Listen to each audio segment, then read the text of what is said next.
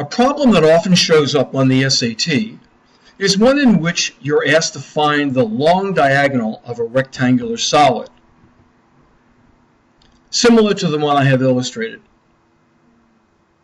Finding the long diagonal of the rectangular solid, we probably start with some dimensions of, let's say, a width of 12, a length of 4, and a height of 3. The first thing we want to do is incorporate D, the long diagonal, into the problem. And we would do that by constructing a triangle using D as the hypotenuse.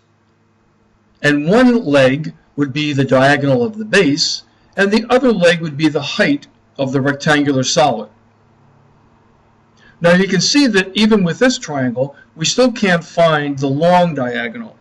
What we have to do first is find the diagonal of the base of the rectangular solid, which can be done using the Pythagorean theorem.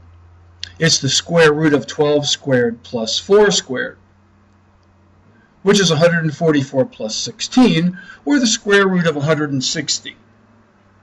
Now, before we take the square root of 160 and go through that labor on the calculator, or even if you could see what it is without the calculator, what we want to do is to now extend the problem using that diagonal of the base as a leg of triangle ABC, the 3 as the other leg of the triangle, and now once again using the Pythagorean theorem, we can find D, our answer. It's the square root of 160 plus 9, which is the square root of 169, or 13, and that's the answer.